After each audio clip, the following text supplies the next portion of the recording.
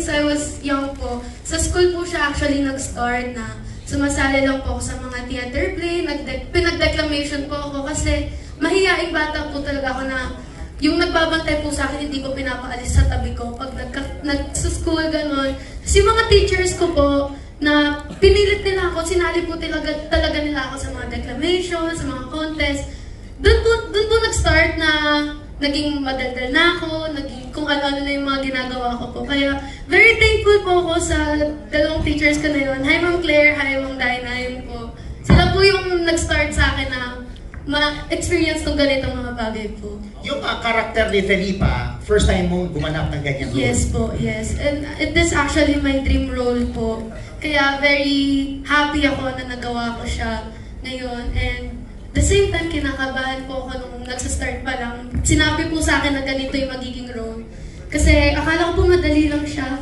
Pero ang hirap po pala niya pag ikaw na mismo yung nandun po. Okay, mas maikukwento mo po yan mamaya dahil ito na, bibigyan na natin ng pagkakataon yung ating mga kaibigan na nandito para makapagtanong sa'yo, Jassy. Unahin natin, tutulungan tayo ni Miss Julie. Wow, Miss Julie. Gusto niya may Miss. Yes. Ang unang magtatanong, buena mano, syempre, Madam Aster Amoyo ng TikTok with Aster at syempre mula sa People's Journal at PM. Tita Aster. Thank you, Mr. Fu. Yes. Jassy. Hello po, good afternoon po. Magandang hapon sa iyo. Ngayon pa lang, congratulations. Salamat po. Maraming salamat. Ano sa palagay mo ang magiging dahilan for the movie going public to support your movie? Lalo na't malapit na ito. Yes, I think, ano naman po siya, like, sinasabi po namin na it is a family-oriented drama movie po. So parang yun yung isa sa tingin ko na magiging ano niya sa mga tao na bago po sa paningin nila na parang merong ano, hindi lang po kasi siya storya ng basta si Felipa lang, ng buong pamilya po siya. So parang pag narinig po siguro, kung ako po yung manonood, ang ano po niya, ang parang gusto ko siyang mapanood kasi ano siya, parang nagto-talk siya ng ano, hindi lang siya basta kwento lang. Merong meaning yung kwento na yun. Meron kang matututunan when it comes to handling a special child. Meron kang matututunan sa pamilya mo kung paano ba makisama sa pamilya mo. Paano kung meron kayong hidwaan ng pamilya mo. Doon po parang it talks about it dito po sa movie na to. Kaya yun po yung isa sa dahilan kung bakit kailangan nila mapanood at dapat po nilang mapanood po. Medyo may pagka-challenging yung role mo in the movie. Yes, so how did you prepare for it? Syempre po, we do our own research din po, di ba? Aside from mga sinasabi po ng director, you have to do your own research. Kung paano mo siya ipoportray ng mas maayos, kung paano mo siya ipoportray ng wala kang na-offend, lalo na yung nasa community na ganun po. So, it is very challenging. And I'm very thankful din po kay Ate Lotlot Bustamante. Siya din po yung isa sa nag-workshop sa akin para magawa ko siya as natural as possible po. Yes. Lastly, marami kasi kami, sa press release mo kasi nakita namin napakarami mong awards na nakuha, international awards pa. Unfortunately, first time ka lang namin na-meet ngayon, karamihan Yes, sa amin. So, can you tell us more about yourself? Yes, ako po nag-start lang po talaga yung pag-acting ko sa mga ganitong bagay nung bago po mag-pandemic, to be honest. Doon lang po ako, nag-workshop lang po ako without thinking na gusto kong pumasok sa larangang ito po. Gusto ko lang madagdagan yung knowledge ko when it comes to acting. And yun po, parang will po talaga ni Lord na mapasok ko to kasi alam niya na gusto ko yung umarte. Doon po siya nag-start na uma-acting na po ako, nakakakilala po ako ng mga taong tutulong po sa akin para ma-achieve tong pangarap ko na to. Pero before that po, isa lang po akong simpleng estudyante na nag-aaral dun po sa probinsya po namin sa Bulacan. I am also an athlete po, I do pageantry din po. Pero ayun po, ngayon po ako po ay kasalukuyan ding nag-aaral. Kasalukuyan ding nag-aaral po sa FEU. Grade 11 student na po ako. Yun po. Thank you so much and good luck on your movie. Thank you so much din po. Thank you, Tita Aster. Ang susunod naman na magtatanong ay mula sa Abante. And Abante Teletabloid. Don Don Sermino. Well, Don Don. Sana iabot yung ayan. Kala ko yung nasa likuran. Hello po. Anyway, congratulations. Thank and you good po. luck sa iyong unspoken letters Thank you po. ng pelikula. Anyway, tatanong ko na agad kasi baka mamaya hindi ko na maitanong, kalimutan ko. Aside from sa mga artista dito sa unspoken letters, sino talaga yung mga gusto mo bang makasama sa pelikula? Like, sino bang gusto mong maka-love team at sino rin ang showbiz crush mo? Para tuhog agad. And bakit? Ano po, madami po syempre naman. Parang wala pa naman ako sa point na parang walang piliin sa kanila or walang pangarap na makatrabaho. Parang lahat ng dumadaan sa ganito may gusto talaga. Marami po, Miss Jacqueline Jose, Miss Sylvia Sanchez, sobrang Miss Lorna Tolentino, Maricel Soriano, madami po. Bakit sila? Kasi bukod sa ang tagal na po nila sa industriya, makikita mo po sa kanila yung versatile actors sila po na alam kong pag nakatrabaho or nakasama ko lang sila, marami akong mapupulot na aral. Lalo na sa larangan to. Hindi lang sa larangan to, I feel like pati sa buhay na rin po mismo. Yes po. And Okay. Second yung, sinong gusto mong maka-love team? Kung mabibigyan ka lang naman ng chance. ay, syempre, tinanong niyo na po. Kung mabibigyan po ako ng chance, gusto ko po si Elijah Canlas. Okay. Yes, he's actually one of my celebrity crush din po. Yan ang sagot mo rin sa Yes po, parang madami po talaga.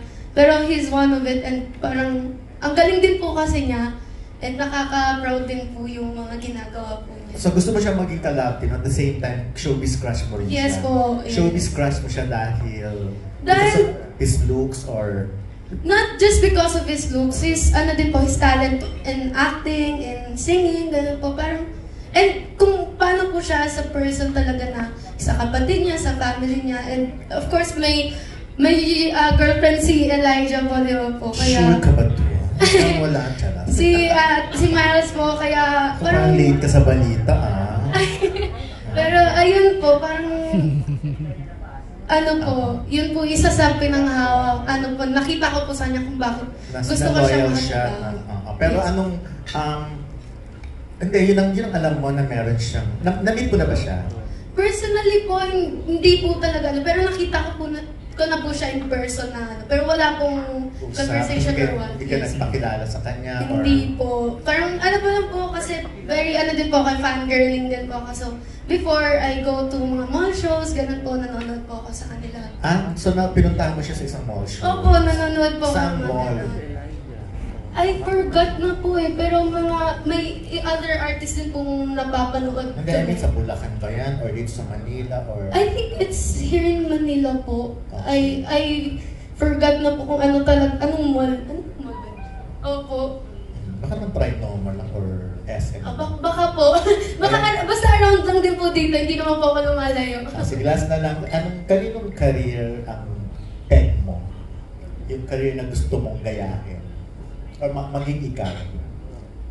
To be honest po, wala naman po akong career na gusto talagang gayahin yung path na ano niya. Kasi syempre naman po, I want to make my own name. I mean, yes gusto po. mo lang na maging sana katulad nila. Madami po. Ang pinaka-idolize ko rin po kasi si Miss Catherine Bernardo. Okay. So, kung paano yung pinagdaanan niya from being a child actress up to now, parang ang ganda pong sundan na magtuloy-tuloy pa po, na parang ganun. Kasi nagsimula din po ako ng bata, tas ganun po.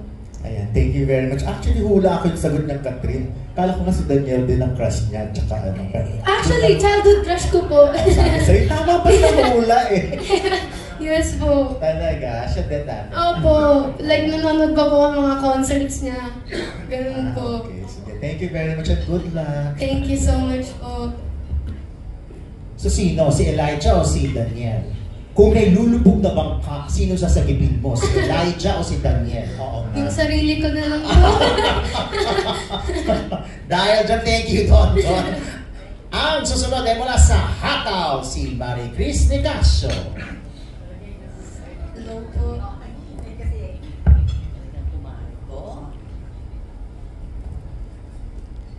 Hi, Jassy.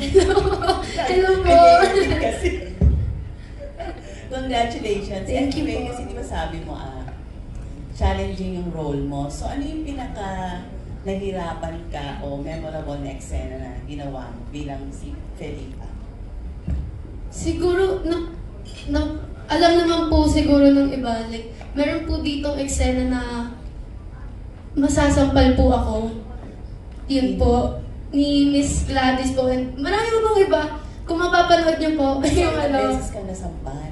Marami din po. Yun po siguro yung pinaka parang memorable. Hindi siya challenging kasi parang alam niyo naman na po na ganun yung mangyayari. Pero pinaka-memorable, sobrang saya masampal ng isang Gladys Reyes po. O kumusta yung sampal ni Gladys? Talaga bang bumakat o namagaling ka? Namanhid po siya actually kasi nagulat po ako na ganun. Kahit yung parang alam niyo na po na ganun yung eksena, magugulat ka pa rin. Pero parang nangibabaw po sa akin yung proud sa sarili ko na nasampal ako ng isang Gladys Reyes, ganun po. Pero hindi ka na umiyak Hindi. o naiyak? Makikita po natin. Parang alam ko po kasi makwento ko na yung eksena pag hinabakan ko yung sagot ko. Pero ayun po, masaya po sa pakiramdam na na masampal. Na ganun po. Alam niyo po yung feeling na ganun. In your own perspective, from the title na Unspoken Letters, ano yung pagkakaintindi mo? Unspoken letters, it is actually the same po ng explanation nila direct. Nung nabasa ko rin po yung script, doon ko na-realize na, kaya unspoken letters kasi merong mga bagay tayong kinikimkim lang natin sa sarili natin na hindi natin sinasabi sa pamilya natin, sa membro ng pamilya natin. Kaya nagkakaroon ng galit, ng sama ng loob. So yun yung pagkakaintindi ko po na okay, unspoken letters, hindi nila nasasabi yung tunay nilang nararamdaman. So, parang napapangunahan sila ng galit nila nang hindi nila nalalaman kung ano ba talaga yung totoong nangyari. And, ayun, parang ang laki na nung magiging pain na hawak mo hanggang sa pagtanda mo, hanggat hindi mo sinasabi yun. Parang nakaano lang siya sa puso mo, yung bigat niya na doon lang. Kinikimkim mo, yes po, kinikimkim mo. So, parang na-realize ka na, okay, mas okay pala na pag may napansin ka, may nainis ka or what, is sabihin mo para aware sila. And wala kang hahawakan na sakit sa sarili mo hanggang sa pagtanda mo. Yun po. Ikaw, kapag may galit ka ba or tatampo ka, nagkikimkim ka ba? Opo. Noon. noon po. Pero parang Kasi ngayon... ba ganun yung mga teenagers ngayon? Yes po. Pero ngayon po kasi when I-work on ko siya na parang gusto kong maging vocal with what I feel. Kasi mahirap din naman na magulat yung, kunwari, yung family mo or kung mga friends mo na lalayo yung loob mo sa kanila or magkakaroon ka ng sama ng loob sa kanila without them knowing kung anong dahilan mo. So parang mas okay sa akin na ngayon, sabihin ko na, ma-offend ka man or hindi, at least nasabi ko kung ano yung tunay kong nararamdaman na kung may galit man ako or kung nainis man ako sa ginawa mo. Parang yun po yung mindset ko ngayon. Kung before po yun siguro kikimkimin ko siya hanggang sa maging okay na lang po. Parang ganun po. Pero mabigat po pala siya. Totoo po. Thank you. Thank you po. Thank you, Mary Chris. Ngayon naman, Irvin Santiago ng Bandera.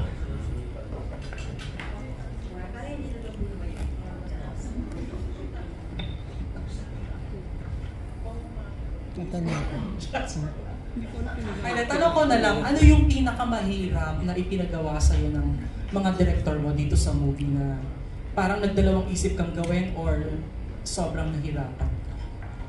Actually, eksena po siya. Pwede ko po bang sabihin yun? Sabihin ko po kwento ko po sa kanila. Please, kwento mo. Ano lang po yun, parang wala po siya sa script. Insert lang po kasi siya. Tapos parang kinailangan kong mahulog sa hagdan. So, sabi ko, paano siya? Kailangan ko po talaga siyang gawin na parang iuhulog talaga nila ako sa So, nagdalawang isip po ako na, kailangan po ba talaga ng gano'n? Pero the rest naman po is fine with me. Ginawa ko pa rin naman po siya, syempre. So, kung saan naman po yung ikakaganda ng eksena, di ba po? And the rest, eksenas naman po, it is fine. Wala naman po akong naging, kasi nasa script naman po siya. And it is my responsibility to do it po. Kaya, yun po. So, buwis buhay yung eksena eksena? Parang ganun po, kasi parang masasaktan ka na pero kailangan in character ka. Ganun po yung parang hindi ka makapag-react as Jassy, kailangan mo mag-react as Felipa. Pero yung pain, hindi si Felipa yung nakakaramdam, si Jassy mismo, parang ganun po. So, pagkahulog mo, kailangan in character. Ganun po, parang yun po yung napadalawang isip po ako. Sige, ano na lang yung realization mo after mong gawin tong movie? Lalo na yung tungkol sa mga may condition na pinoportray mo sa pelikula. Ang dami po actually. Kala ko parang madami na akong alam sa mga taong may ganitong kondisyon. Yun pala, after ko mabasa yung script and after po namin siyang review, doon ko na-realize na iba yung pagiging special talaga nila when it comes to loving their family din.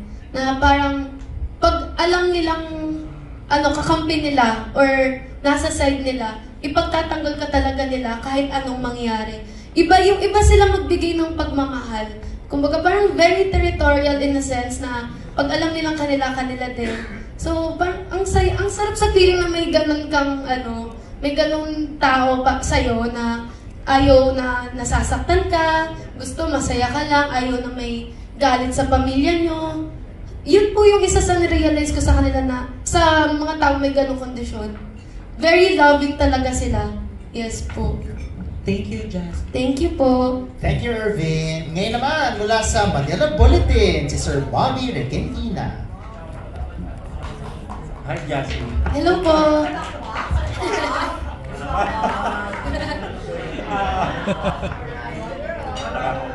Jassy, ang dami mong kasamang magagaling na artista sa pelikula. Yes. Kanino ka maraming natutunan sa mga kasama mo na veteran na artista? Lahat po sila merong pinayo po sa akin, pero mas lagi ko po kasi nakakasama si Tatay Simon. So parang mas marami kami napag-uusapan about dito, about sa pag-artista, about sa realidad ng buhay. Ang dami ko pong natutunan sa kanya na isa na po dito yung yung parang lagi kong iingatan yung sarili ko, hindi lang physically, but din yung spiritual ko, mentally, yung health ko, alagaan ko, kasi kumbaga parang yun yung puhunan namin dito. Kasi kung masama pakiramdam mo, kung wala kang tulog, paano mo magagawa ng maayos yung trabaho mo? Ganun po talaga yung sinabi niya sa akin na kailangan lagi kang handa, laging yung physical mo, mental, spiritual, yung health mo, lagi siyang okay.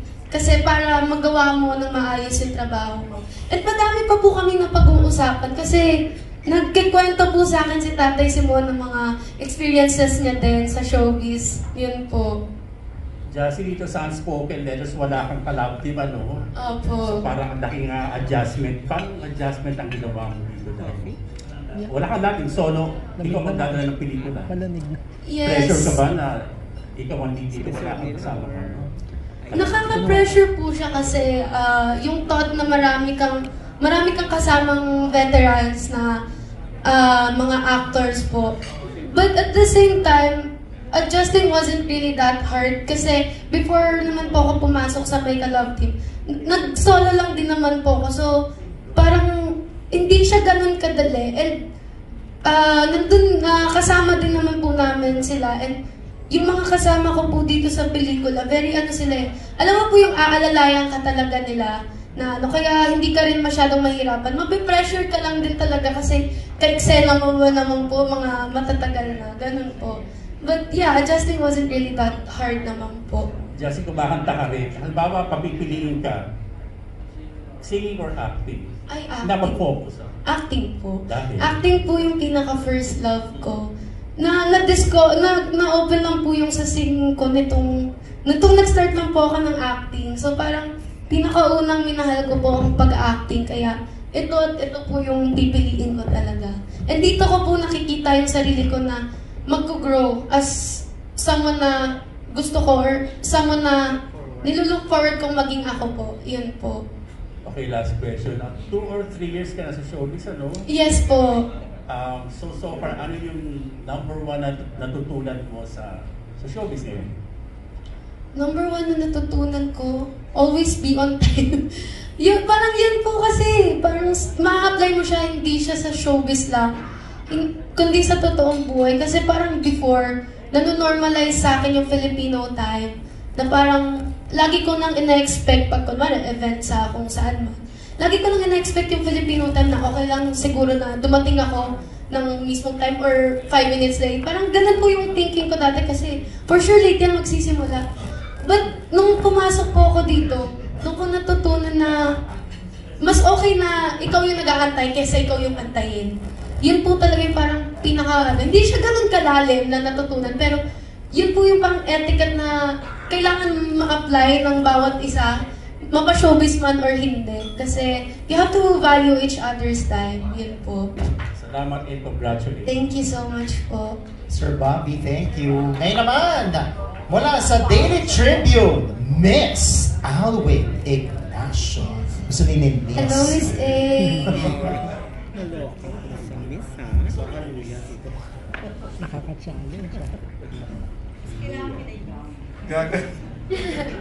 At Jassy, sa pag-o-observe mo kina Tonton Gutierrez, kay Gladys Reyes, ano yung mga work ethics nila ang na-appreciate mo ngayong nakatrabaho mo na sila?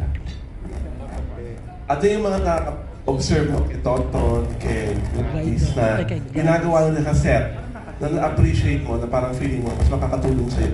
Ista. Ano po, they're very, alam niyo po yung parang pag nakikita ko po sila on the set, hindi mo po ano sa kanila na malayo na yung narating nila sa industriya. Parang they treat everyone, especially sa mga baguhan na katulad lang din nila. Parang hindi sila nagmamataas. Never ko pong nakakita sa kanila yung gano'n. Kaya feel ko naging comfortable din po ako kagad na wala din kagad yung kaba ko. Napaka-professional po nila. Like, alam niyo po yung tumutulong din po sila sa ikagaganda ng film namin, nagsasuggest sila ng sa tingin nilang okay din, ganito, ganyan. And sa akin naman po, if I'm in the scene, nagsasabi po sila sa akin ng pwede kong gawin na para mas more natural, para mas maging maganda yung ano namin. Kasi syempre, tulungan naman po kami doon. Hindi pwedeng isa lang yung aangat sa eksena. Kaya yun po yung pinaka-na-appreciate ko, lalo na po kay Ate Gladys kasi may kapatid din po siya na parang may ganitong condition din po. Kaya tinutulungan niya po ako na kung paano ko maibigay yung hinahanap sa eksena po. Yun po yung na-appreciate ko sa kanila. Noong unang araw na alam mo ang makaka-shooting mo at makaka-eksena mo ay si Gladys Reyes at si Tonton Gutierrez, what was going through your head that time? Anong pakiramdam mo? Kay Gladys muna. Kay Ate Gladys po, na ano po ako na parang napatanong ako sa isip ko na kakayanin ko ba? Parang hindi lang po kay Ate Gladys, actually sa kanila pong lahat. Parang as a baguhan po, baka mamaya ma-pressure ako mapangunahan ako ng kaba, mapangunahan ako ng pressure. Hindi ko magawa ng maayos yung trabaho ko. Mapahiya ako. Parang alam niyo po yun, syempre ang tagal na nila. Gusto mo mag-leave ng impression sa kanila na ginagawa mo yung ano mo. Kasi for me, first impression last. So kung paano nila ako makita, lalo na kung first eksena namin, yun na yung tatatak sa kanila. Kaya na-pressure po ako ng sobra kung paano ko siya gagawin ng maayos. And yung sa makakabilib ko rin po sila, na kahit baguhan ako, kaya ko pong makipagsabayan, kaya kong gawin ng maayos yung pinapagawa po sa akin. Yun po. Last question. Anong first impression mo kay Gladys Reyes at kay Tonton Gutierrez?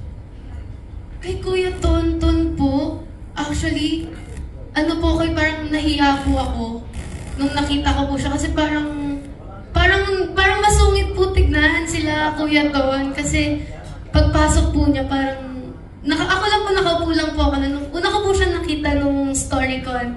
Nakaupo lang po ako sa gilid, tapos pumasok po si Kuya Ton. Pagkatingin ko, parang alam niyo, pinastarstruck ako, tapos parang siya po kasi may hinahanap po ata siya, parang hinahanap po ata sila direct.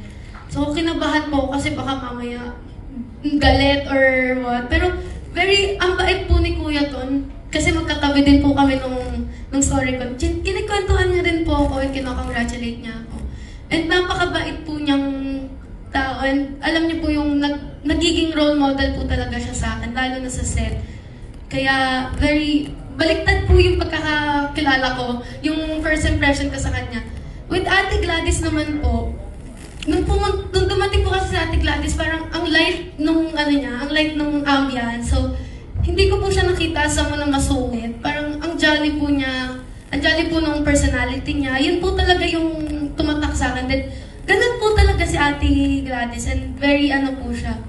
Very mabait, very ate po sa akin talaga. Like, yun po. Thank you, Jazzy.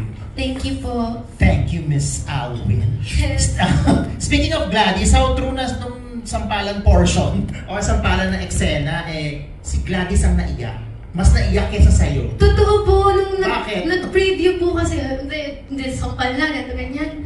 Tumuloy sa eksena. So, nag-preview po kami kasi natuwa po sila direct, pinakita po sa amin. Nagulat po kami si Ate Gladys sa gilid. Ganun po siya, nagpupunas po siya ng luha, nanghingi siya ng tissue.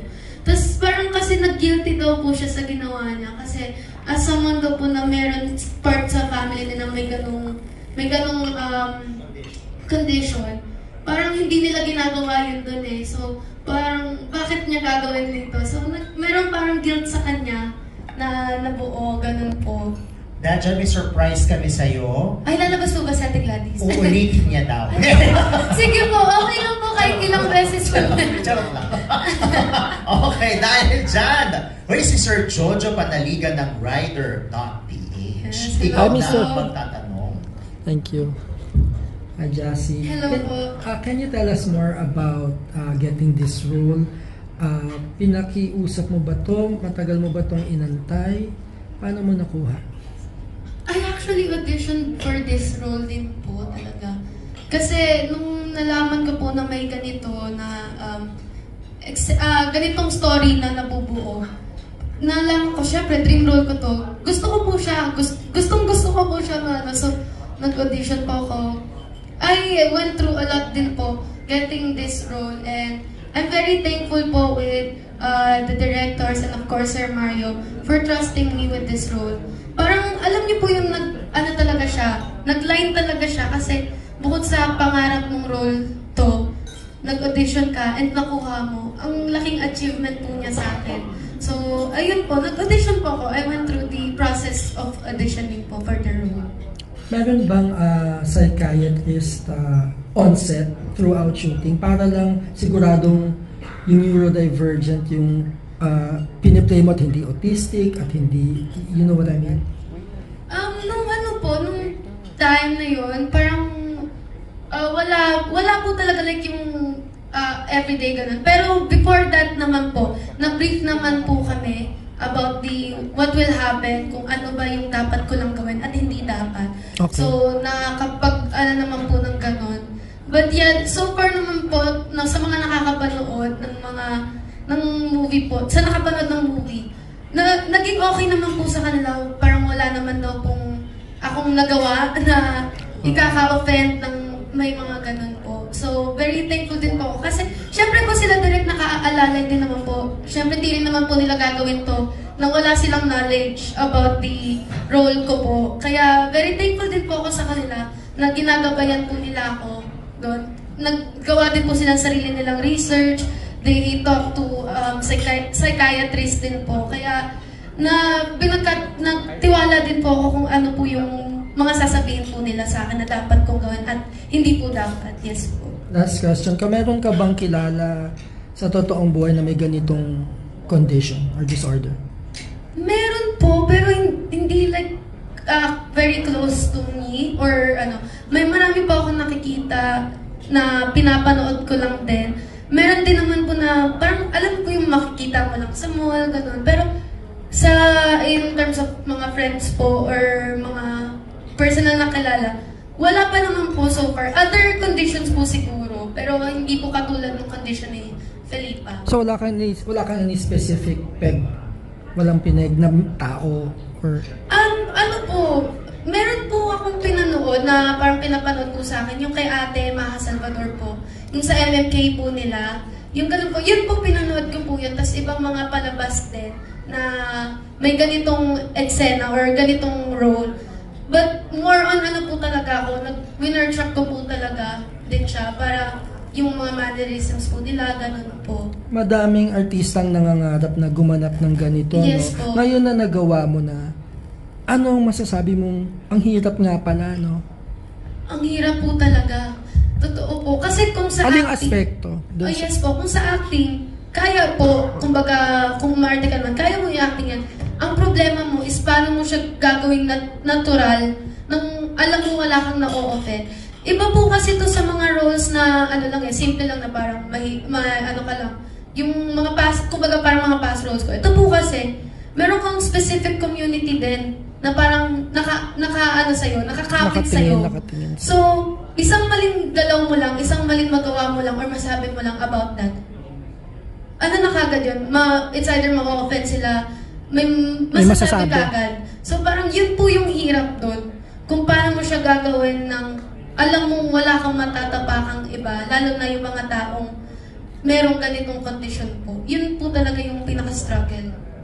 Yes po. Thank you, thanks. Thank you po. Thank you, Sir Jojo. And that ends the first part of our Q&A. At syempre, wag daw singing, dancing, mga groups ngayon, ganun po. Pero yung pinakauna ko po kasi talagang in-idolize si Miss Catherine Bernardo.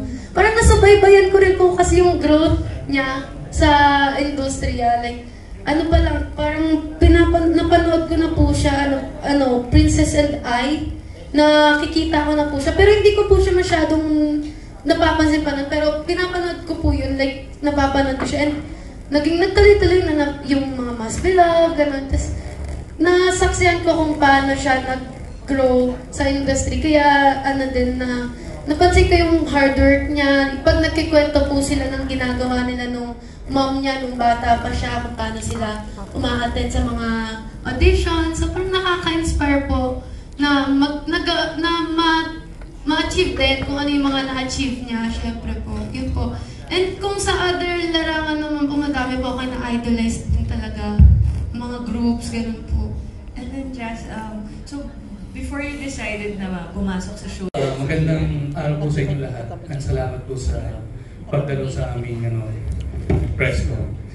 Okay, Unspoken Letters, ideally, it's a family drama. Some are based dun sa my own family, the way our parents raised us. Yeah. Tapos, some from mga kapitbahay, yan. And a fictional character, Filipa, I injected on the story because seeing the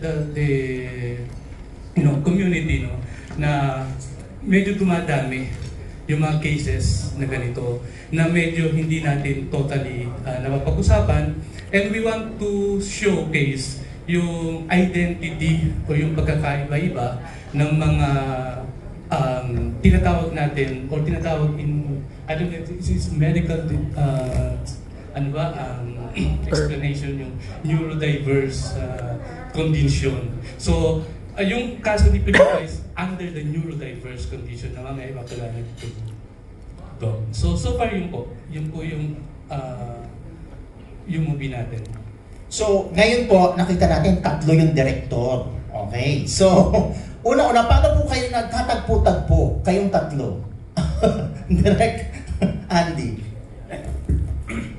Well, baby ni Direct Mario ito, no? So, he contacted Paulo for cinematography and co-direction. And then Paulo suggested that I might be able to help sa production mismo. So, I was pulled in, and doon lang kami, I've worked with Paulo before, and then dito kami nagkasama-sama tatlo. And it worked pretty well. Okay naman, dahil wala naman ego, and it was always a team effort. So, it was good. So, yun ang alam kong ba't ako nasama dito. Sabit lang ako eh. Direct Paolo is an Italian director, but he understands Tagalog in a way because he's been in the Philippines for how many years? 16 years. And this is your 4th Filipino film. Yeah. Okay. Actually, yeah, the Filipino film is the 3rd one. One was a series, Genius Teens. It's a series for TV web streaming. Mainly I working for an international project.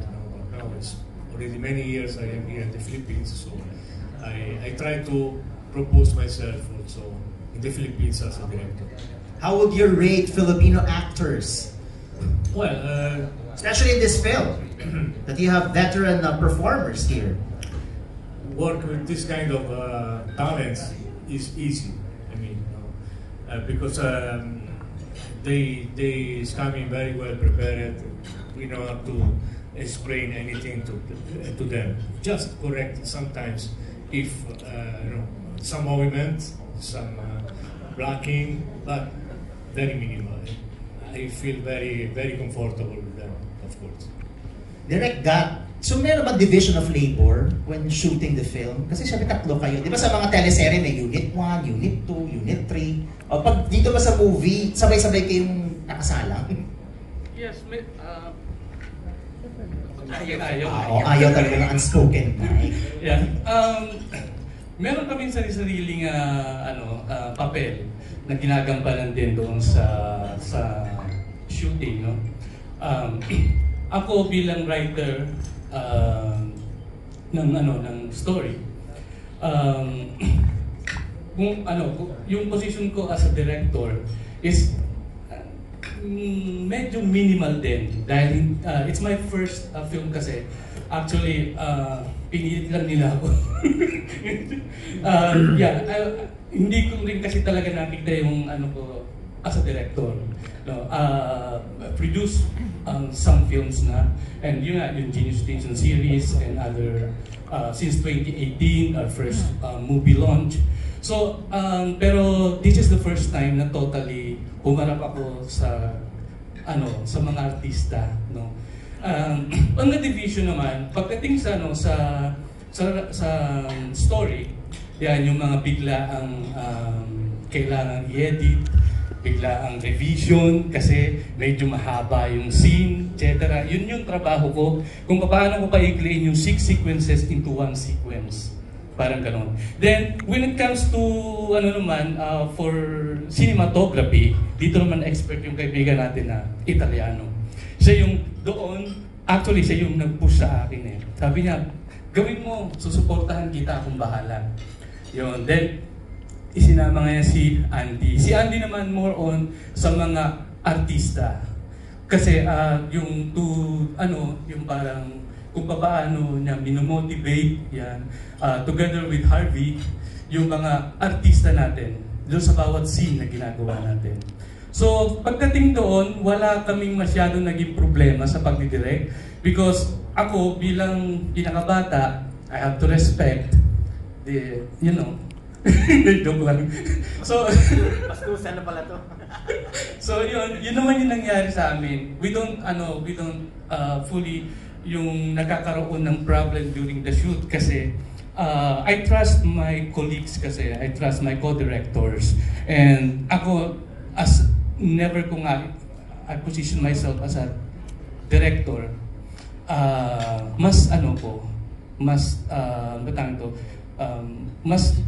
tiwala ako sa kanila.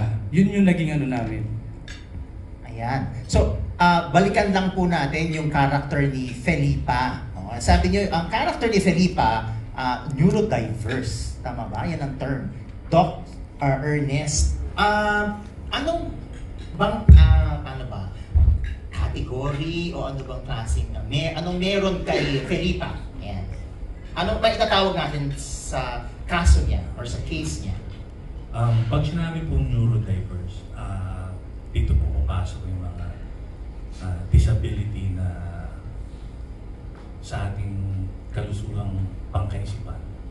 So, yung mental health. So, dito po papasok yung mga autism, Asperger's. In the case of Felipa po, tulad ng sinabi niyo po, she is a 17-year-old in a 7-year-old body. Mind. So, we can classify her as somebody who has mental retardation. Huli po ang development ng kanyang pag-iisip kumpara sa development ng kanyang physical na pangangatawan. So, iba pa po yung autism. Iba po yung autism dito. Ano magkakaiba po nung autism dun sa nabanggit ninyo? Ang autism po ay may problema sa cognition. Cognition po yung ating learning through experience and studies. So yung hindi nila na-develop ang proper cognition, nagkakaroon ng impairment sa mental retardation po. Retarded, so mabagal lang po. But they could still have the potential. May mga classification po yan, mild, moderate, severe. So in the case of Felipa, she can be considered mild mentally retarded.